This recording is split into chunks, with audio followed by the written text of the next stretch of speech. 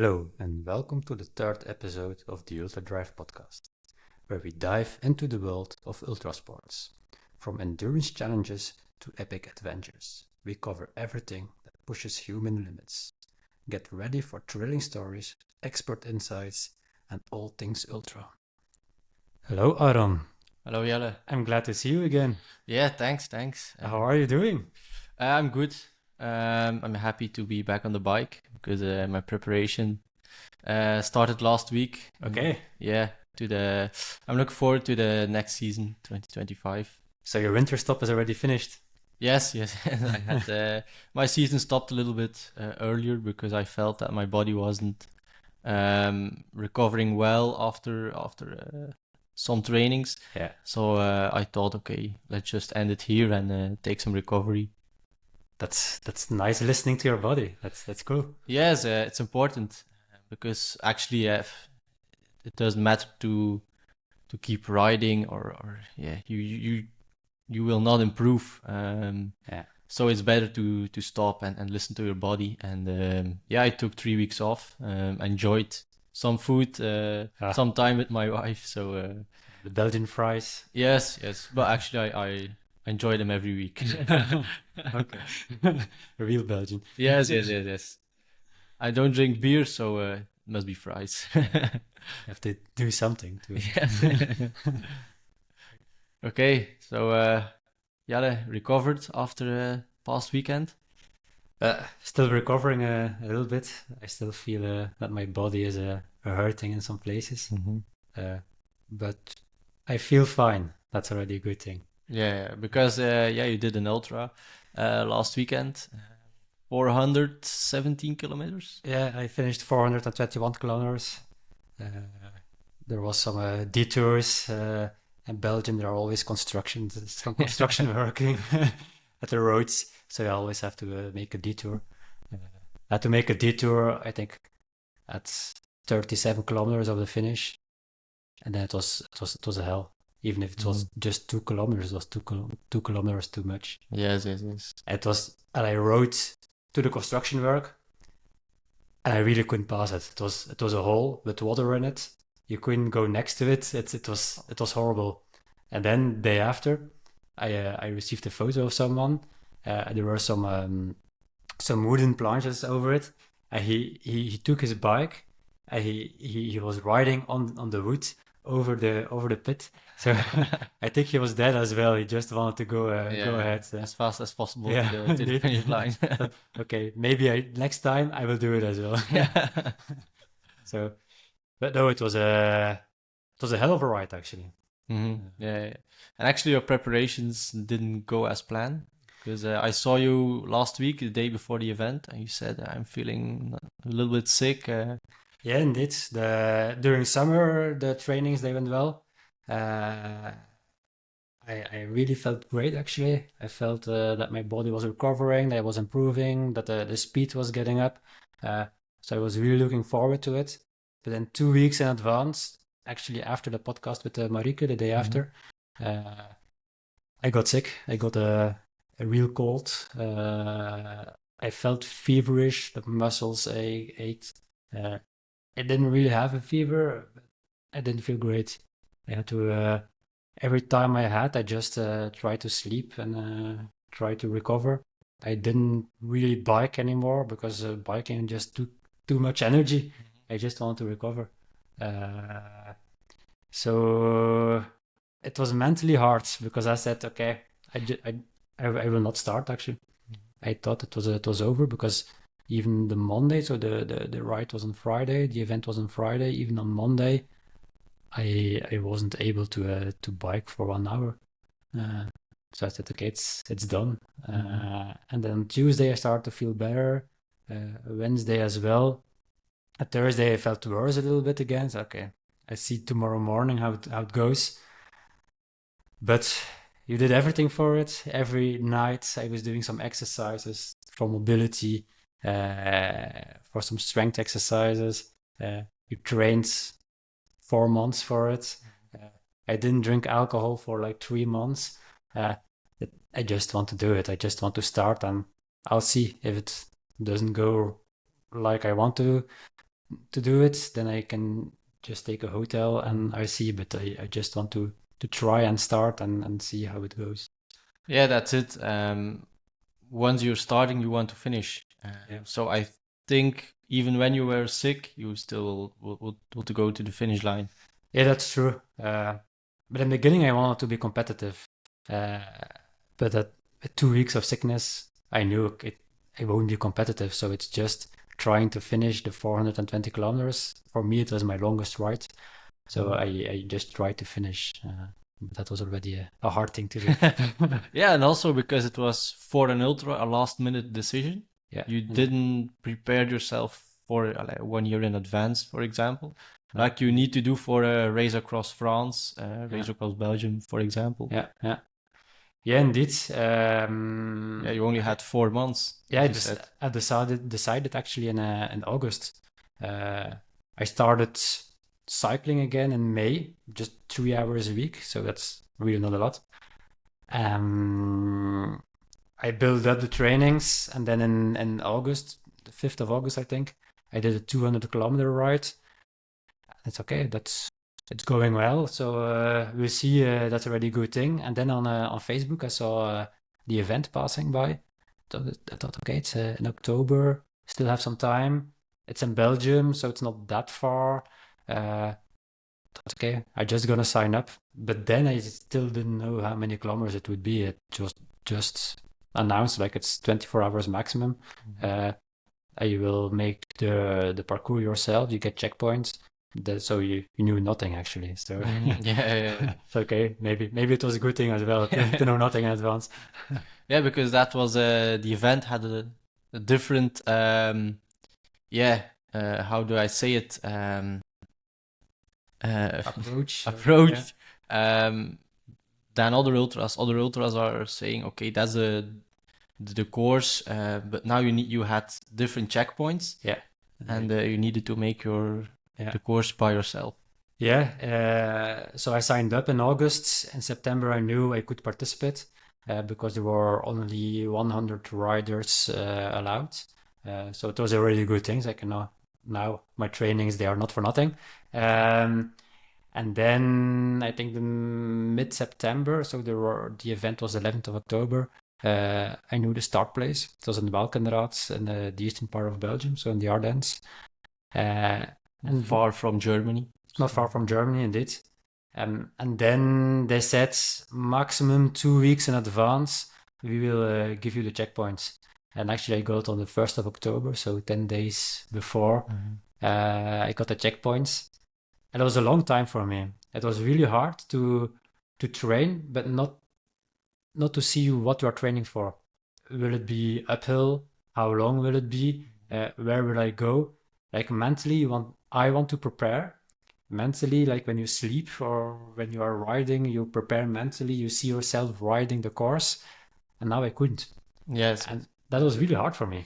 Yeah, because let's say 2 months in advance, you said to me, okay, it's giving me rest that I don't know the course. Yeah. So I cannot stress about climbing, for example.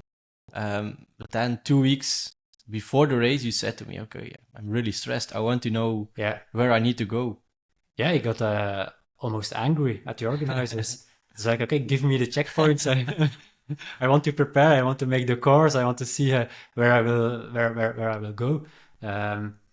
But I think it's part of the event, and I learned something about it. It's letting go. Marieke said it as well. Something will go wrong, or something with the ultra. You can't control everything.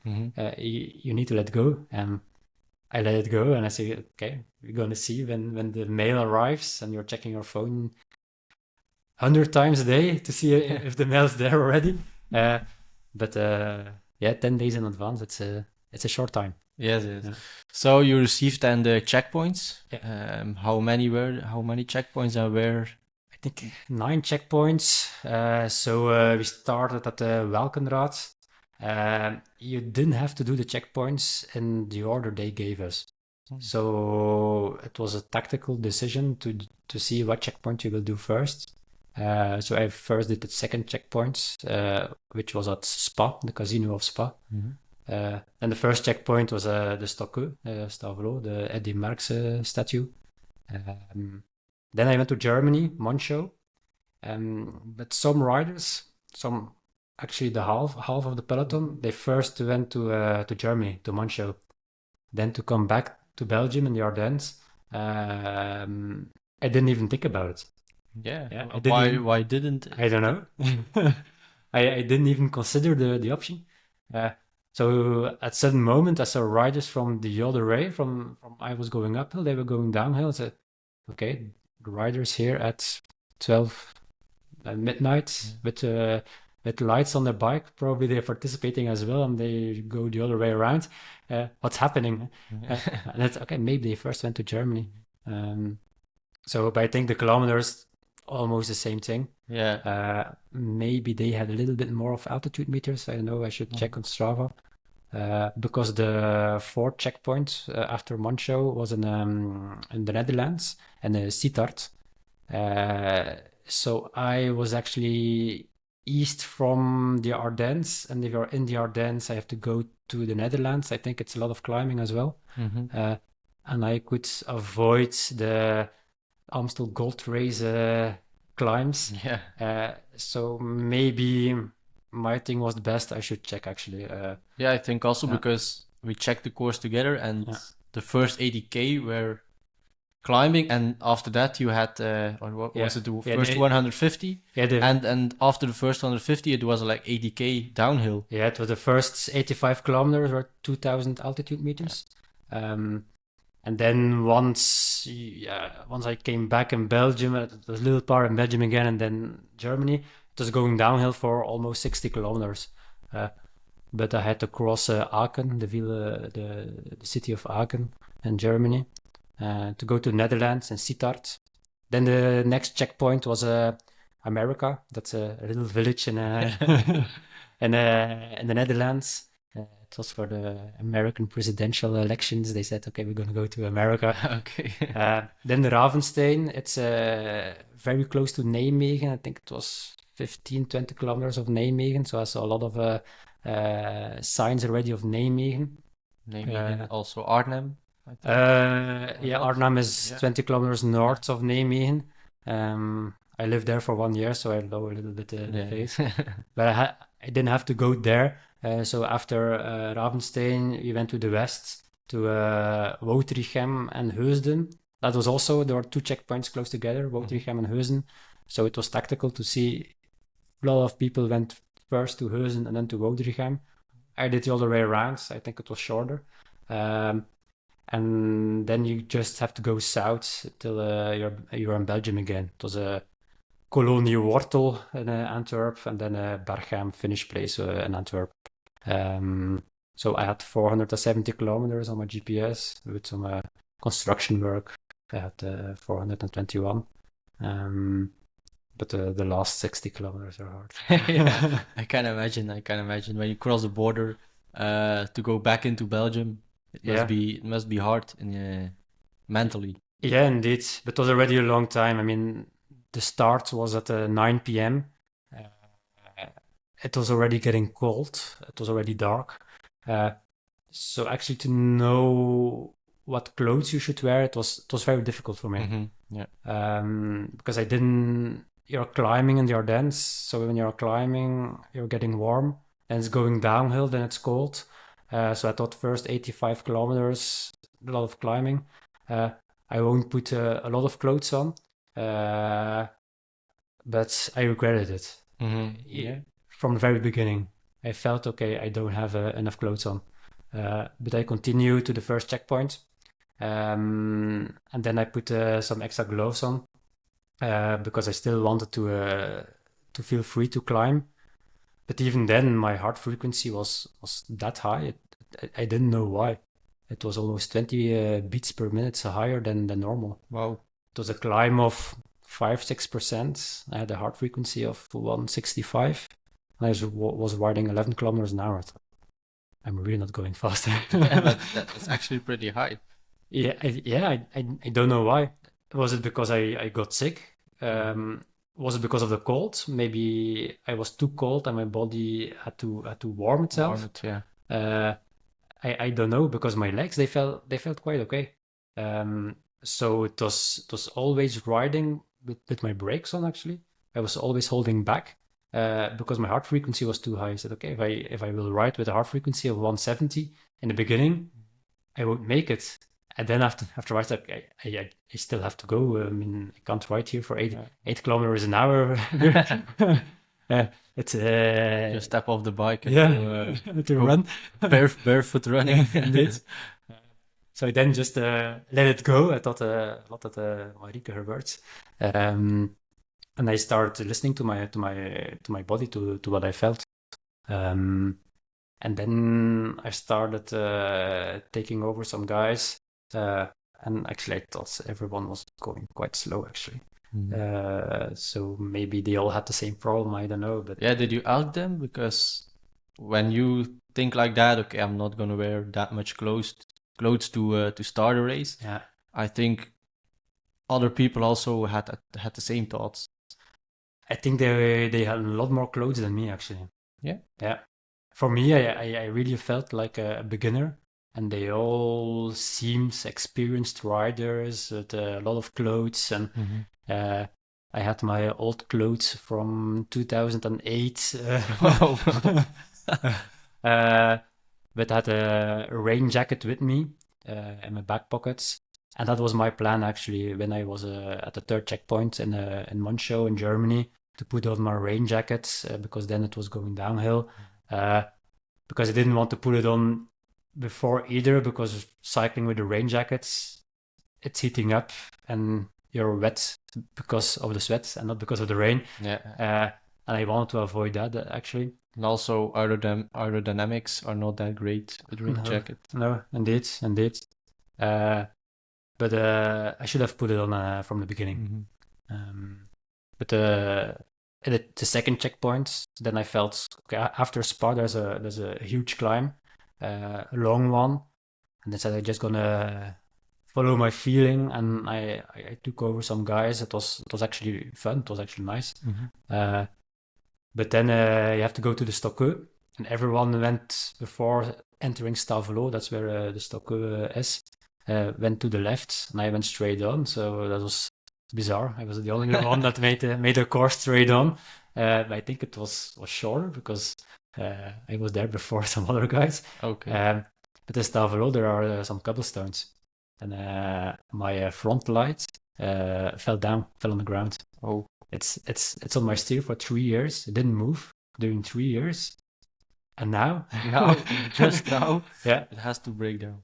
So I stopped the Stavelo. I said, okay, how can I put it on? I didn't see how, and it was really at the foot of the Stokke, because I could see the Stokke, and it's really a wall. If you see it, it made me afraid. Yeah, it's very steep. It's very steep. Indeed. So I just gonna go uphill because you want to do it. You're not gonna stand still there for 15 minutes to try and put your light on. You just want to do the hill. And then I see once I'm at the top, what I will do. So I took my lights in one hand and I biked the Stokke. I did the Stokke with one hand, and one hand the light. So and then it was really hard to get to the top. I really think it's a hard climb. Yeah, with one hand. Yeah, and the only thing I wanted to do was crying. Actually, it was getting cold. I was there with one hand. Then it was, I don't know, maybe 10:30 p.m. It will still stay dark until 8 a.m. Yeah. And I'm here with one hand. And no front light. Yeah, and you really need a front light because you see nothing without. But I said, okay, I'm just gonna go with one hand. And I started biking. After a while, after 10 kilometers, I'm losing too much time. I see nothing. So you descended with one hand. Yeah, indeed. It's dangerous. Yeah. So I really went slowly. Yeah. It was braking. And then the next climb, I stopped underneath the light. I said, okay, I'm gonna take some tools. I'm gonna try to repair my light. And I succeeded. Oh, so, okay. Yeah, that was luckily. Yeah, but I lost maybe 15-20 minutes, and it's getting cold, and that was a problem. From a sudden moment, you stop pedaling. It was so cold. It was during the night. How many degrees? But afterwards, I checked on Garmin Connect, and my GPS indicated -1. -1. Yeah, the coldest part was Wow. -1. So Crazy. yeah, somebody at Finnish said he saw -2 at the GPS. No, 1 degree doesn't make that much of a difference. But And how many clothes did you had at that moment? then I just had like a cycling T-shirt and a cycling T-shirt, a longer one. I just said it long. Yeah. That was everything I was wearing. That was all what I was wearing. With some Right. gloves. Yeah, it's normal that you had such a cold time. Yeah, indeed. Especially the descent to Moncho. I was in Germany, completely alone, completely dark.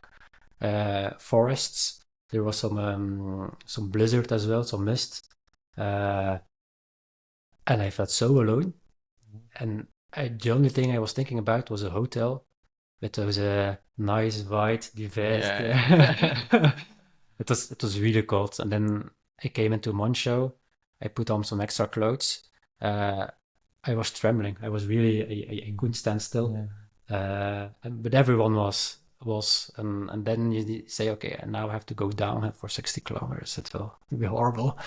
I think if I could have stopped then, if there was somebody said, come here in the car, I drive you to the hotel, probably I would have done it because my morale was beneath zero. Yeah.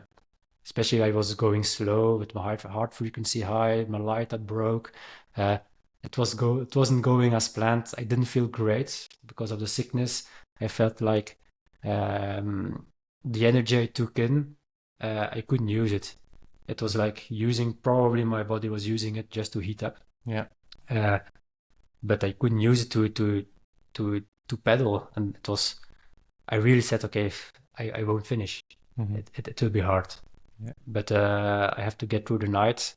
And I remember a sentence they send you a manual of the event, and I think there was a sentence in it, and it was, once you get during the night, then probably you will arrive at the finish. It's okay, just gonna try to get through the night, and then I see. Yeah, but that's the beautiful thing about an ultra. It's the mental part of it. Yeah. As you said, how many hours were you biking at that time? In Moncho, it was 85 kilometers, so let's say 4 hours. 4 hours, yeah. So after 4 hours, you want to quit. Yeah. But still, you managed to ride till the finish line. So, yeah, that's just a perfect example of how much your body can do. Yeah. It's like you say, it's pure mental. It's pure mental game. Because when it's going downhill, okay, you can pedal less. You can recover a little bit. You can try to eat a little bit. But my stomach didn't digest what I was eating. So when I was eating, I was riding really slow. But it was going downhill, so it's okay. But the bike paths and around Aachen, the herfst is coming, and there are a lot of branches and things from the trees on it. So it was difficult as well, and there are no lights, so you see nothing. Yeah. I have a bike light. I have a quite good bike light, 2000 lumen. But because of the cold, my battery was getting low quite fast. I think it's because of the cold, because I tried it at home, and I just kept it on, and it kept on for like 48 hours. So it should not be a problem, but probably because of the cold, it was getting low quite fast. Maybe. So you can't put it on the high flashlight. So you put it on a small light. So you have to find your way. It's completely dark. There are some branches on the cycle path. So you can't go fast either when it's going downhill. I thought, okay, gonna make up some speed, but it wasn't possible. But I was glad to ride through Aachen, because a lot of people, they went around it. But in Aachen there were some lights, there were some people, and you felt less alone. Back in the yeah, indeed. In civilization. Yeah, indeed. And it was some mental rest to be in a city. It's okay. After Aachen, I will get into the Netherlands, and then you're at the next stop. So mentally, for me, it was a good decision to ride through Aachen. Yeah. Did you stop there anywhere in No. Aachen? No. No, I tried to stop almost never because of the cold. Yeah. Because the moment you stop, you are so cold, and then you need to use energy again to heat up. And then I was wearing my rain jacket, so I was also sweating inside. So yeah, I think I did 18 hours and 3 minutes, and I was riding 16 hours and 43 minutes. So I just stopped 1 hour and 15 minutes. Knowing that in Antwerp I lost probably 15 minutes at the red lights. And at every checkpoint you have to take a photo. So you lose some time as well. And I had to stop 15 to 20 minutes to repair my bike light. And also climbing the stokke, descending the stokke with one hand. So it takes also some minutes, I can presume. So. Yeah, but it indicates that I never stopped. Even when I felt, when I was in the Netherlands, it's a nice country, the Netherlands. A lot of cycle paths, but actually it's horrible because every roundabout you have to follow the cycle path. When it's dark, like in Belgium, you get on the roundabout, you go straight on. You win a lot of time. But in Netherlands, you really have to follow the curb. Yeah, there are a lot of roundabouts in Netherlands. Yeah, and the cycle path is either on the right side of the road or on the left side of the road, and you really have to find or check all the time: am I on the right cycle path or not? It's fatiguing, and after a while, you are in the middle of nowhere. It's dark. Probably you have ridden a car in the dark without some lights, street lamps. You have the feeling you want to sleep. Yes. Well, it's the same on the bike, and it was always straight on. There were no turns. In my feeling, there were no turns. Straight on through forests. It was so dark and so cold, and you're so alone, and then it's just 2 a.m. You say, okay, fuck, still 6 hours in the dark. How will I manage this? I want to sleep. And you want to push, but you can't. I couldn't. My body just wanted to sleep. I was riding 23 kilometers an hour, heart frequency 115, 120, 120. But I couldn't go faster. Yeah, that's something strange that you said to me afterwards. That you said during the night, my heart rate didn't want to go up. No. And once the sun came up, I could ride at my normal heart rate. Yeah, indeed. It was very strange. It was the first time I felt this. So yeah, let's see. It's something I can take with me for next events. But it was a strange feeling. And then you say, okay, I'm gonna try to do 100 kilometers in 4 hours, so 25 kilometers average. I start counting. So okay, now it's 2 a.m. My girlfriend, she gets up at 6 a.m. So at 6 a.m. I want to have done 200 kilometers, and that, and then you're focusing on this. Yeah. And then every 5 kilometers I was counting, and every 5 kilometers, okay, now I felt great. I'm gonna try to eat something. Then I was eating, then I wasn't digesting well. Maybe also because I want to sleep. I don't know. And then I had to ride 22 kilometers an hour for 5 kilometers.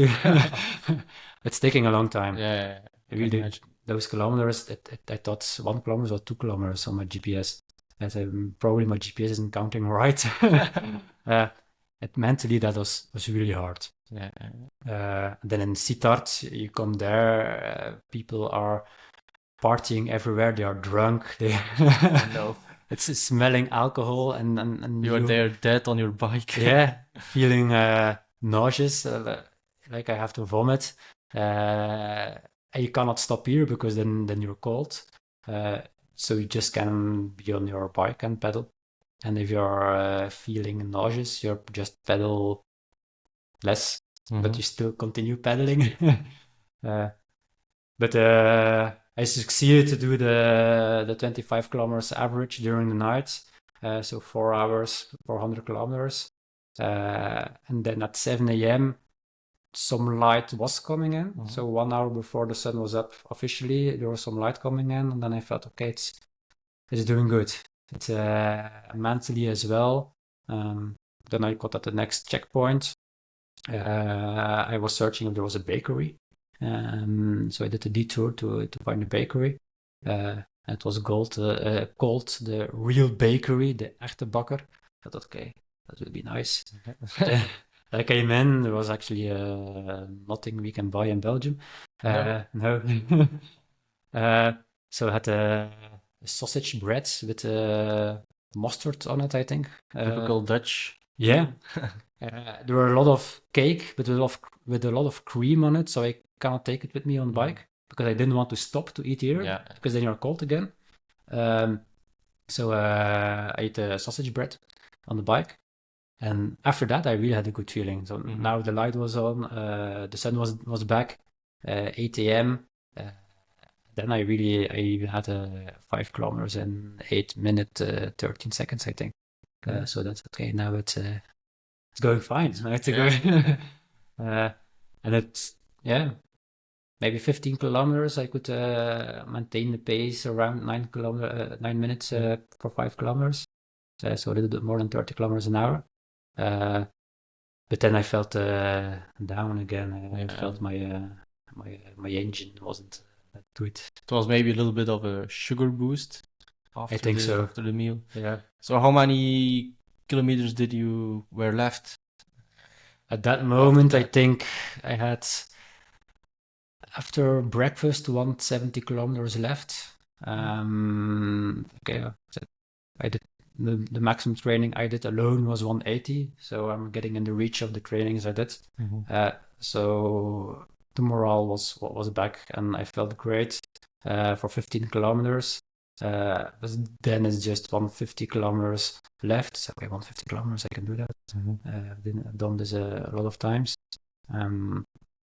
But yeah, it's not that easy. Yeah. Because I was sick, because of the cold, because of the energy you used already. It was difficult to maintain a pace that was high enough to have the feeling that you are going to the finish line.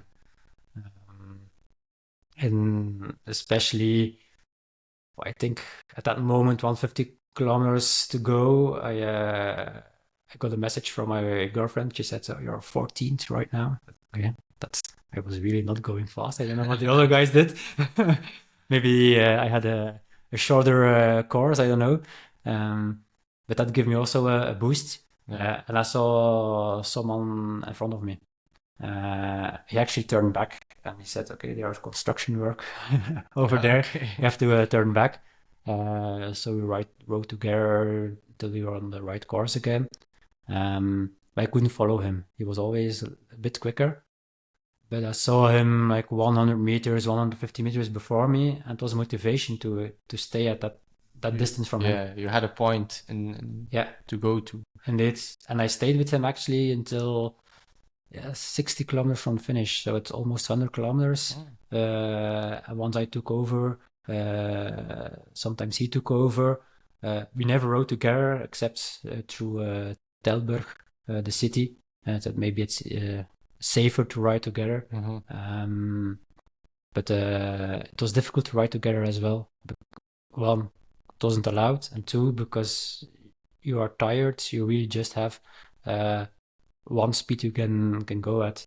And even if it's a half a kilometer faster, as you go, it's too fast. It's too fast. So that was a bizarre sensation. I never had it in my life. The last ultra I did was, I always had a good feeling in my legs. It was just my stomach that didn't go well. Now it was, my stomach wasn't great, but was okay. But my legs, it was like didn't have speed. But I can imagine, because I had also the same experience when in the Marmot, for example, or in the Grand Fondo in Aachen, I had a message from my girlfriend, my wife right Yeah. now. Okay, you're doing great. You're in a good position. You can qualify yourself for the World Championship, or you're in a good position in the Marmot. It helps you mentally. Yeah, Because you indeed. think, okay, I'm good. Yeah. I'm in a good position. Because you're in your head. It's like, okay, in which position am I right now? You always think I'm with the last guys. Yeah, You indeed. don't have an idea where am I at that point. So to have the confirmation of somebody you love, it's a nice experience. Yeah, And it gives you morale. It gives you a push up mentally. Yeah, indeed. Especially you think about that. Okay, the other guys, they are suffering as well. It's not only me. It's not because I was sick that I'm not going quick. Probably it's because of the cold, because of the dark. Apparently probably it's normal that you go slower. But after the boost I had, I always also had the downside. Yeah. And I really felt it for the first time now, that you really have good moments, that you have bad moments. And I saw it with Lorenz, he's called, the guy who was riding in front of me for 100 meters for like almost 100 kilometers. He also had that curve, like, okay, he has a good moment, he has a bad moment. And when he had a bad moment, I mostly had a good moment, because then I was taking over. And probably then I was riding 100 meters before him. And he could like follow me or try to follow my pace. And then suddenly I fell down again, probably had a better moment. So actually quite funny to see it. So so then you cross the border from the Netherlands to Belgium. Yeah. How long was it after that? It was still, I think, 49 kilometers. Still 49. Yeah. It was normally you think 49 kilometers. Easy. Yeah. 1 hour and a half, Yes. maybe a little bit more. I think I almost took 3 hours. Wow. Yeah. I couldn't swallow anymore. It sounds bizarre, but I know that drinking is important. Electrolytes is important. I talk a lot about it. But because of the cold, you don't stop. You don't feel great. You still drink not enough. And the last 60 kilometers, I rode on Haribo. I learned my lesson from last time. And they didn't go to my stomach. They stayed in my throat. It was like I was swallowing because I felt the Haribo in my throat. And then 49 kilometers is a long time. And I think I lost quite some places. I finished at 22nd. I think the last 50 kilometers, I lost a lot of time. Yeah, because I think I checked maybe at the same time as your girlfriend. Yeah. You were indeed in 13th or 14th spot. So I thought, okay, he's actually feeling really good. But then when I checked when you were finished, you fell back. So it's you can say it's about problems with your throat. You couldn't eat as much as you wanted or drink as much as you wanted. I always had the feeling I was riding as long as possible without falling down. Sounds bizarre, but you feel that you are not using your energy you're eating, that you cannot use what you eat, and then say, okay, I'm using the reserves I have. At a certain moment it will stop. But I will ride until the moment it stops. And I never had a feeling of, when you didn't eat enough, suddenly it can really stop. I never had that feeling, but it was just I couldn't go faster anymore. The last 20 kilometers, I think I took 1 hour, and it was next to a canal. It was always straight on. It was horrible. I can imagine. Wow. Just straight on next to the water. Nobody was there. And and you're okay, 20.1 kilometers. A few seconds later, still 20.1 kilometers. 20 kilometers, yeah. Horrible. Yeah, indeed. Then on 19.9, yeah. Just every 100 meters, I You were counted. counting Yeah. down. Yeah. But then the last 9 kilometers, I came into the city of Antwerp. Then I lost just a lot of time because of the traffic lights. And then I saw 3 guys, I think, taking over because they took another course through Antwerp. They couldn't follow because I was before red light. So maybe because they were from Antwerp, maybe. I've never ridden my bike in Antwerp before. So yeah, I lost a lot of time there. But I didn't care. I was almost there. You were happy that you were almost at the finish line. Yeah, indeed. Indeed. So then you crossed the finish line. What went through your mind? I was so happy to be able to get off my bike, to not have to think I will get cold when I stop pedaling. Go to a hotel, go to home. Yeah, maybe it was 13 or 14 degrees then, but I was still wearing my gloves of 5 degrees that can normally wear them till 5 degrees. Over 5 degrees, you are sweating a lot, but we're still wearing them. I was still wearing my rain jacket, but I wasn't warm. I actually was cold. Still had cold, but a little bit warmer, I think. Yeah, indeed. But you don't feel temperature in the same way when you're that tired. Yeah. And then everybody who was there was applauding me. That was really cool. Yeah. Like everybody, okay, you made it. And then you get soup. It's really heaven to get soup, warm soup. There's a salt in it. You can take your time. You're inside in a bar. It was really nice to have some soup. Tomato? No, it was pumpkin soup. Okay, yeah. It's also nice. Yeah, but it's and apparently that soup is famous because everyone is talking about it.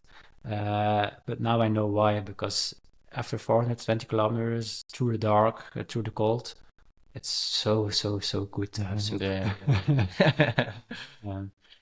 So yeah, in terms of nutrition, yeah, how did you prepare? Because you said to me before I have 1 kilogram of carbs with me. Yeah. Did you had gels or was it just bars? Yeah, I had bars with me, but just bars you buy in a supermarket. So the Kellogg's bars. And I had 18 gels with me, with the 30 gram of carbs per gel. And the only thing I could digest were gels.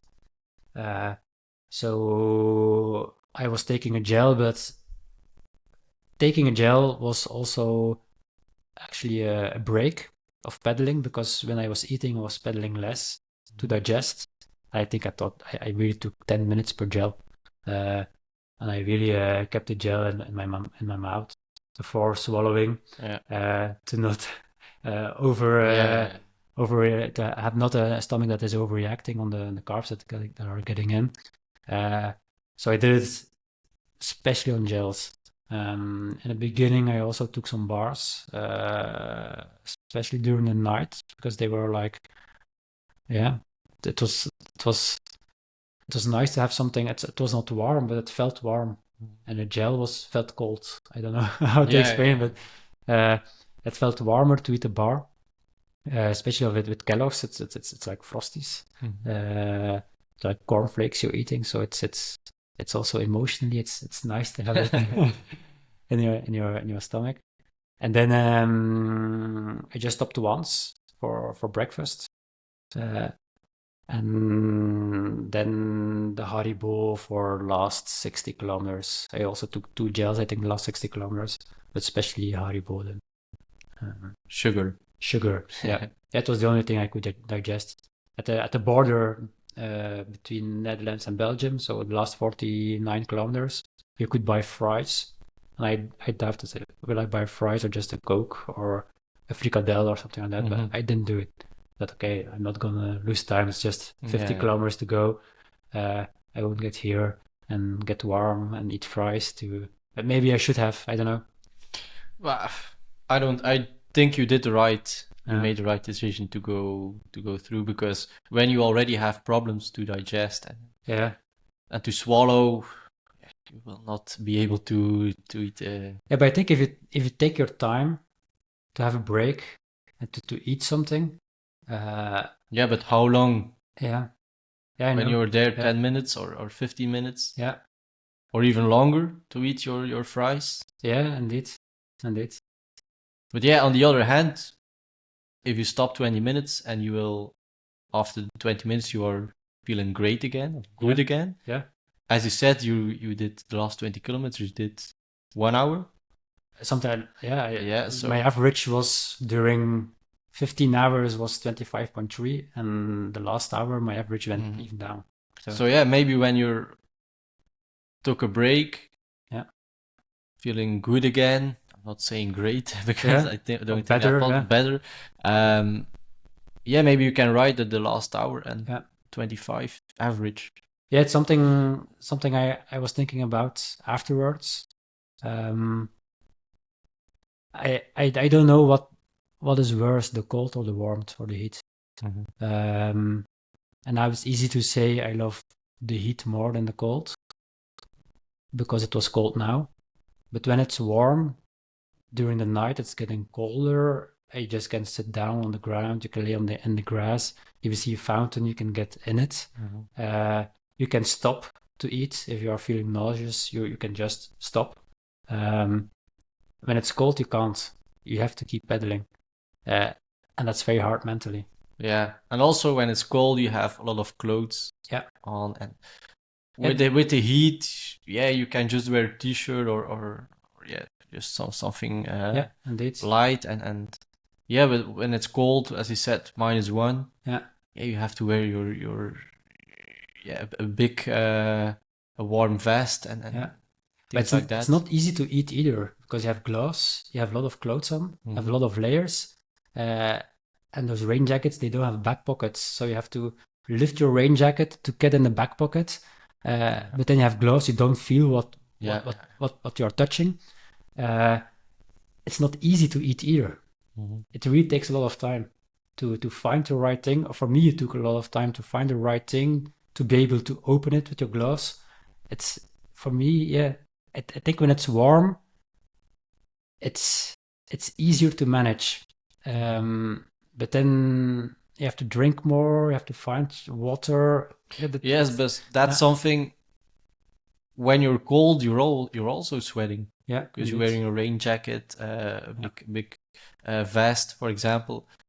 Yeah, you're also losing a lot of water. So Yeah. you need to take it also in, and that's something we don't do enough when it's colder. No, indeed. When I rode this weekend 4 hours, Yeah. I did it on one bidon, Yeah. and normally in the summer you have like 3, 4. Yeah. But then you were thinking, okay, I need to pick up my nutrition. I need to drink enough. Yeah. Indeed. And when it's cold, you don't think about it. Yeah. But it's really important to do. Yeah, indeed, indeed. And I was thinking about it, but it seems ridiculous, but didn't digest even water. Yeah. And I had the same thing with the race across France. After a while, it didn't. I didn't digest even water. That had to be Perrier specifically. Just Perrier. With some lemon in it, and even if there were no lemon in it, I couldn't digest it. So it's something I have to work at. But now I also was sick, so I already had the digestive problems before the start. Actually, Yeah, so maybe that can be a Yeah. solution. Yeah, indeed. But as you said, I think you really need to work on it. You Yeah. need to train, the nutrition, and also Yeah. for your stomach, it's really Yeah. hard. But I already trained it a lot because every ride I did, I really ate a lot. I really ate maybe too much for what I was using during the ride. So I am getting better in it or at it, but it's still difficult when you're in a race, when you're in an event. I won't go out during the nights with -1 degree just for training ride. So I don't know how my body will react on it when it's there. They didn't predict that very either. I think I checked buienradar, and that's 6 degrees, something like that. That was why I didn't wear that many clothes in the beginning.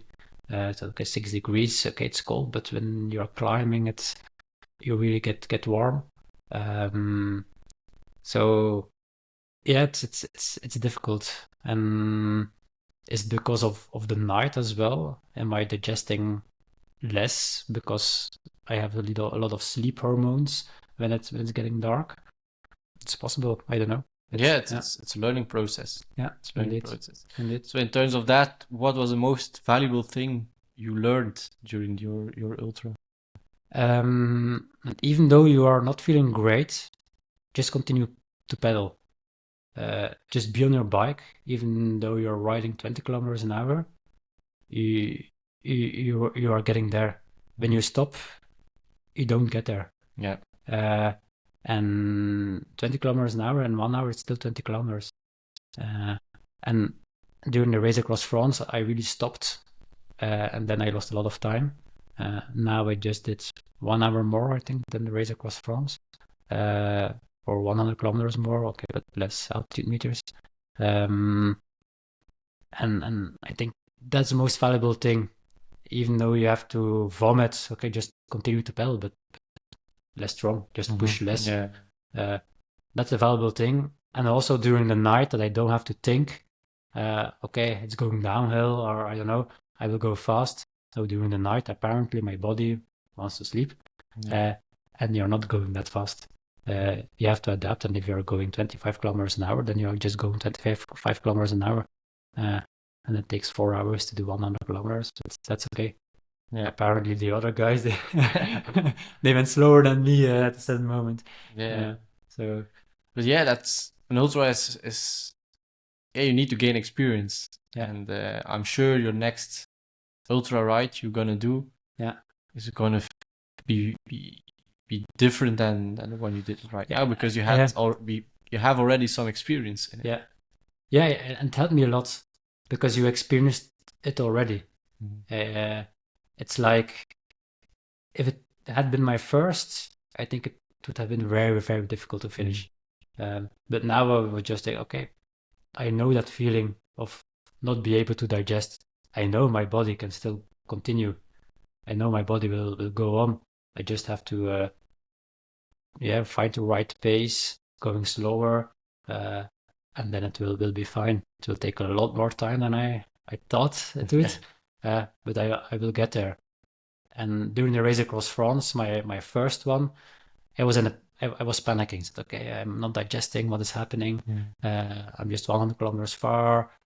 Still 230 to go. I cannot do this. I will stop to try to feel better. So I really learned to accept the curve of, okay, now I'm feeling good, then I'm feeling bad, then I'm feeling good again, feeling bad, and to adapt it, to just accept it, actually. And how many carbs did you had a nutrition plan beforehand, and how many carbs did you take in? Every hour. I wanted to take every hour 1 gel and 1 bar. So that's around 60 grams. A little bit less, 45, 50 grams. But I couldn't make it because I wasn't digesting it. And then you want to stop at a certain moment to have a breakfast, even though you don't find the things you want to. So how many carbs are in it? I don't know. Yeah. I think I had 5 gels left. But yeah, it's difficult to maintain a plan. In the beginning, you're doing it, but after a while, so many things are happening. You're so focused on the ride, on the feeling you have in your stomach, that it's difficult to maintain a plan. Yeah, you're just surviving. Yeah, you're actually just surviving and thinking, why am I doing this? Yeah. Yeah, but I can imagine maybe you need to try a different type of nutrition, because I also had problems this season in my racing. Yeah. It was actually the same brand I was using, but just a different flavor. Yeah. And I had it was lemon, and I had problems to swallow. Yeah. And then I changed to agrum. Yeah. And I never had that problem. Okay. Yeah. So it can really be just a really small change in your nutrition plan, and and then you will have no problems. But indeed. You need to train it and test it. Yeah, indeed. I don't think the gels were a problem. I think the rest of the food I had with me, not really a problem. It was hard to digest. I really fell back on the cycling nutrition. And not on the biscuits you buy in the supermarket. But it's possible to do 400 kilometers just on cycling nutrition, but after a while you're getting tired of just those gels. So I have to find something that is not just a gel to take with me, that is easy to digest, even after 400 kilometers. What did you took in the race across France? Because you also had similar problems. Yeah, but there I didn't eat a lot of carbs actually. I did the other way around. I was eating a lot of fat, and that wasn't a good idea. I had raisins with me. I had some biscuits with me, things like that. It wasn't a good nutrition plan. Maybe it was for now a good thing to take some fats. No, but for the cold, maybe but I didn't digest it. The only thing, sugar and especially those gels, they are made to digest easily normally. So it was the only thing I could digest when I was feeling nauseous. It was the only thing I thought, okay, a gel, that's possible. But biscuits, a waffle, there's some fat in it as well. It stays on my stomach. And I felt it in the race across France as well. From the sudden moment I ate something with fat, I really had a bad moment. Okay. And now every time I ate some gel, I felt a little bit better. Yeah. So but it's difficult. It's difficult to know what to eat. Yeah, and it's also from person to person. Yeah. Every person is different when it comes down to nutrition. Yeah. For example, I'm good with gels and not so good with bars, for example. Yeah. Maybe you're the other way around. So just testing and finding out for yourself what's good for you. Yeah, because the 200 ride I did in August, it was 30 degrees, so a different situation. And the guy who was with me had a difficult moment, so we had to stop a lot. I think we took 9 hours.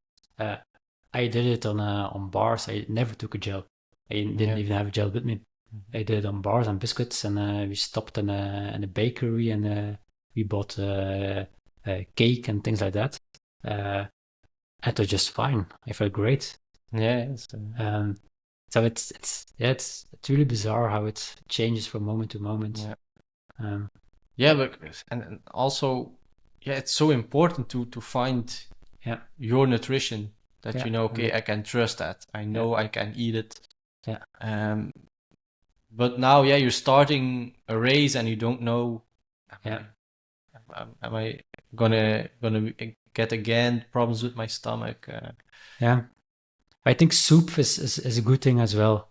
Like the Royco minute soup, it's easy. There's a lot of salt in it. You have to find warm water.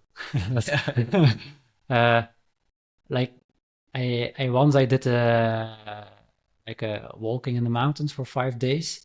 So you still have that dry food you take with you, and then you have some gas with you to warm the water.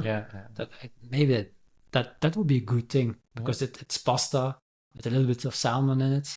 But where do you find warm water during the night? That's a problem. You should need to stop. To a house or something. That's difficult to. But it's difficult, eh? Yeah, indeed. That's the thing about the race across France. From time to time, you have a base de vie, like they call it, and there you can buy something to eat. You can sit down. There are some beds if you want to sleep. And I heard they also have a Royco minute soup now. So, and it's really, everyone wants the soup. So apparently something with soup is very good with long distances. It's easy to digest as well. So yeah, I'm thinking about it to see what I can do. Especially those unsupported rides for a long time. I think it's difficult, especially in the cold during the night.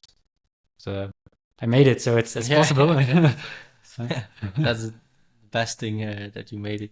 Yeah. So yeah, now you did this event. Yeah. What's the next event? I'm happy already that after the race across France last time, I really hated my bike. And now I didn't have the feeling like, okay, don't want to see my bike again. That's good. Yeah. I really was motivated to do better next time. But I'm cycling long distances to see the environment, and cycling 11 hours in the dark. You don't see the environment. So I thought maybe I won't do that event anymore because you're in the dark, completely in the dark for a long time. And if you're riding fast, you almost arrive in the dark. It's more like a mental game. It's more a mental game. I learned a lot. I'm happy to have done it.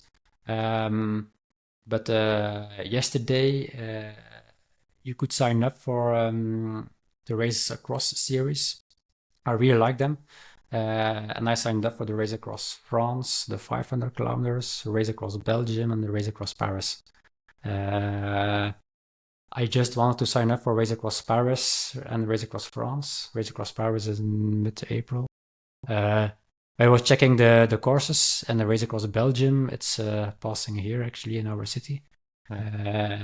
A lot of routes they take is where I train a lot. So that's okay, I have to do it as well. But I saw the time. It starts close to Brussels at 8 p.m. It's the 9th of May. So it won't be dark yet, I think. Everyone is starting at a different time. So when I will start, maybe it will get dark again. So I will ride through dark again. And now I know the environment, so I don't have to see it anymore. I can ride it with my eyes closed. And how many kilometers? It's 330, I think, with 2,300 altitude meters. But they are doing the Muur of Gerardsbergen, Koppenberg, Paterberg, Camelberg.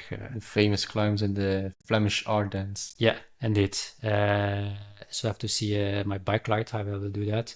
I also had I use a sack at my aero bar, so I have those triathlon steers, aero bar. And I use a sack with 2 liters of water in it from Cyclite. But I see on cobblestones it's not a good thing. And you lose some agility on the bike as well. And I think in the Flemish Ardennes, you really need agility. Especially during the night. And especially when you're climbing the Koppenberg, for example. Yeah, indeed. You saw it this year, even some pros can't get up because it's so steep. Yeah, indeed. When you're riding with such an equipment, it's really very hard, very tough to get to the top on your bike. Yeah, indeed. So I think I will take a Camelback with me. I see a lot of guys doing it. I've never done it, so I will see how it goes. But some cycling brands, they are designing those backpacks just to ride your back, to ride your bike. So it should be possible, I guess. So I will try it out. Maybe it's easier. Maybe when it's warm, it gets you cooler. I don't know, because there is some cool water in your at your back. I have no idea. Maybe you're sweating more. I just have to test it out. But it will be easier, and to get through the night, it's easier to have water with you. Even though you're in Belgium, you can always find some water, but then you have to stop. Then and also it will be May. Normally, you never know in Belgium. Normally, it should be warmer. Let's say 15 degrees by day minimum. Yeah, indeed. So let's say by night 9 degrees. So that's doable. Yeah, and I have a feeling maybe it's not correct, but I did 420 kilometers, 330. I can do it.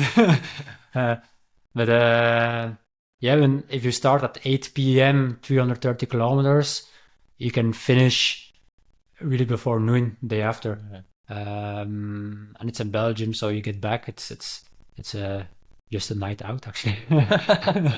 Some people are partying, you are on your bike. Yeah, indeed. It's also a bike party. But I also have to train more on intensity now because I started training in May. I just did zone 2, zone 3 trainings. I didn't do a lot of interval. I was planning to it, but then I felt I was getting sick, so I reduced intensity. But I felt on the Stokke that I didn't have the intensity to recover from that Yeah. climb. You didn't have that next gear. Yeah, indeed. And if I have to do the Koppenberg and things like that, I really need to have the gear, not to go fast, but to recover after a climb like this. Yeah, that's very important because a lot of people indeed say, okay, I'm doing an ultra, I need to go zone 2, but you need to do your intervals, your VO2 max sessions, Yeah. let's say, to go to your next level. Yeah. And in your zone 2 also, because when you're training in your VO2 max zone, you will improve also your zone 2. Yeah. And also, as you said, to recover well, to recover better, recover during a hard moment. Yeah, that's indeed. so important. Yeah, and those climbs in Belgium, they are next to each other, so you don't have 30 kilometers downhill before before the next climb comes in. So it's the one climb after another. So we really need to be able to do it. And I hear a lot of guys that are doing ultra that have problems in Belgium to do those climbs. Yeah, because let's say the Koppenberg or the Olde Kwarmond, for example, it are say 5-minute intervals. Yeah. So when you are used to that, you can say, okay, right now I'm going to do a 5-minute interval. Yeah, indeed. In your mind, it will be different, totally different, because you know, okay, I'm training on this, I can do it. Your mind will recognize the intensity. Yeah, you have the confidence as well. It's, mentally, it's indeed like I'm able to do it. Yeah. So yeah. So I don't know what I will do now. I didn't train or didn't bike yet since Saturday actually. I just let my body recover a little bit. I think this weekend the weather seems nice. Maybe I will do a 2-hour session with the local group here. So I think I will continue to train. I won't stop completely, but just easy rides for 2-3 weeks. Get through the winter. Yeah. And then I think from the second week of November on, I will get the intensity higher again. I will take Zwift, and I want to get the intensity. I think now I have some aerobic condition after 18 hours of a bike ride.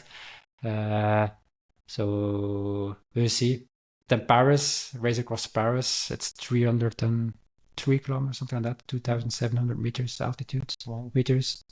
It's in middle of April, so it can be warm, it can be cold, it can be rainy. You never know at that time. It's also during the night. I don't know why they're during the night always.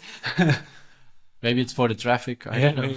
But in Paris, there's always. But Paris is the last part. So we start in Chantilly, north of Paris. Yeah. And we go to the north, and then we are going back to the south, and then we are entering Paris from the south actually to go back north. So I think the last, let's say, 80 kilometers, you enter Paris. But from one side, from Paris to the other side of Paris, with the Bordeaux, the suburbs, I think it takes 30 kilometers. And after 250 kilometers during the dark, you don't have a lot of energy left anymore. But in Paris, you can't ride fast because there are too many traffic lights. So actually, it's good because in Paris, you can't ride fast. But when you're tired, you can't ride fast either. Actually, it's almost an equalizer with the rest of the guys. And I live there, so I'm used to that's also ride through the traffic lights. Maybe you know some of the roads there too. Yeah, maybe. The course is just a line you see now, so you don't see the exact course yet. But I think it should be possible. even though it's early in the year. I think it's just a nice training. I see it as a challenge. Yeah, it will be a hard month. Yeah. April, race across Paris. Yeah. May, race across Belgium, and then in June, race across France. Yeah. So the 500 kilometers. It will be a hard 3 months. Yeah. With the race across France, the course for the 500 kilometers, they didn't show it yet. The 200, 500 kilometers and 1,000, they already showed it. And the 500 kilometers, I think would just be the half of the 1,000 kilometers because they're always doing the same course. Mm-hmm. And this year they start in the Alps, so it will be a lot of climbing. Where's the finish? Mandelieu-la-Napo, it's the Côte d'Azur next to Cannes. So normally the last 300 kilometers were always the same. It was the Mont Ventoux, then Gorge de Verdun, then go to the Côte d'Azur. Mm-hmm. But now they don't go to the Mont Ventoux, I see, this year. 1,000 kilometers start in Clermont-Ferrand, and then they go to the Alps. So I think the 500 kilometers, it will start somewhere in the Alps. Yeah. And there are some hard climbs to do as well over there. Wow. So there will be a lot of altitude meters. Now I was thinking 420 kilometers. I couldn't have done 450 kilometers, but like you say, it's a mental game. Mm-hmm. So then it will be warmer normally. It's in June in France. You will be trained better because now you had only 4 months. Yeah, indeed. And yeah, I have 40 hours to do it. I mean, 40 hours. Normally it should be. Yeah, but still you want to be competitive. Yeah. Yeah. In advance you say I won't be competitive, but there's always a little voice in your head saying I still want to try to. But you did the Marmotte. It was in July, no? And 30th June. Yeah. So it was still cold. No. At the top of the Galibier? No. Yeah, at the top of the Galibier, yes, because it was some heavy circumstances raining and things. But also, you need to say when you're on top of the Galibier, it's 2,800 meters. Yeah. So that's a total different story when you're on, let's say, 1,000 meters of altitude. Yeah. And the snow, there was already still snow at the top of the Galibier. Yeah. So you need to take that also in mind. It's possible we pass there as well. I mean, if you're on the top of a mountain, it can be 30 degrees at the foot. Yeah. During the night in the Alps in June. Is it the beginning of June or in the middle of June? I think. Of June, around the 20th of June, I think. Because you also have to be in mind maybe some cols, some climbs are not open yet. Because for the Marmotte, Col du Glandon wasn't open until the morning of the Marmotte. They opened it especially for the Marmotte. Okay, so let's hope they don't do high climbs. Because I heard right now there's already some snow falling in the Alps. So when it's a hard winter, the snow can last until end of June. Yeah, I think it starts the 16th or 19th of June. But the 2,500 kilometers, so I will start maybe the 25th or something like that. Yeah. So it's around the same time of the Marmotte. Normally it should be fine, but you never know. Yeah. As I said, the Col du Glandon wasn't open until the morning of the Marmotte. So But that's the thing. You also need the gloves. You also need the equipment at that moment. So you think it will be warm, but you need all the equipment.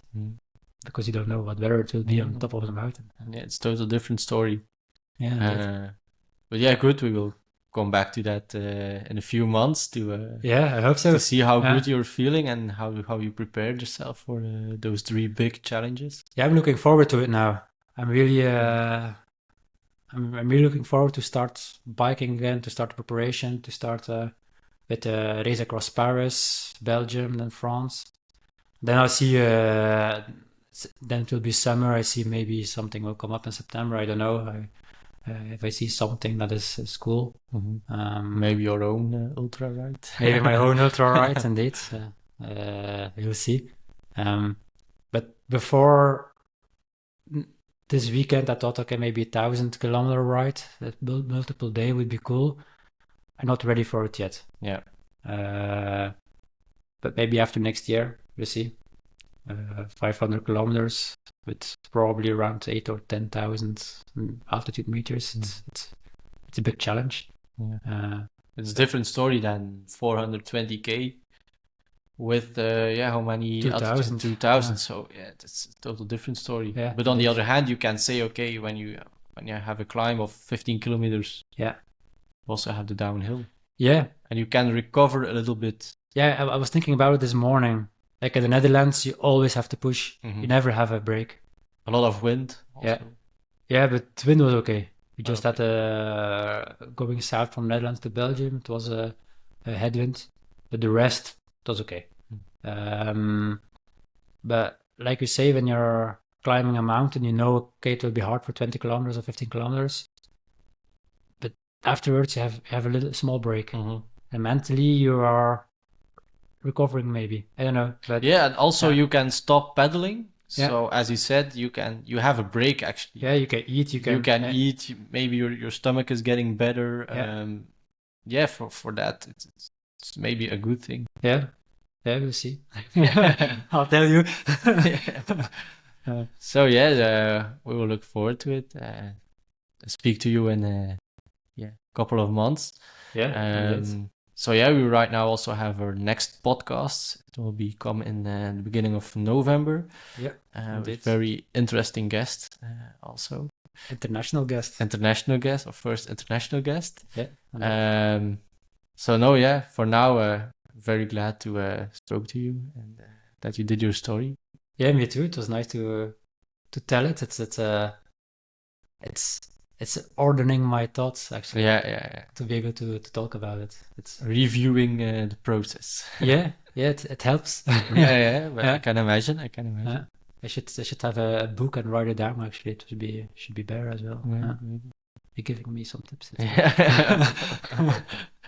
No, for now, thank you, Jelle, to sharing your story, and to our listeners, look forward. The next episode will be available. Let's say the half of November. And for now, thanks for listening, and bye-bye. Bye.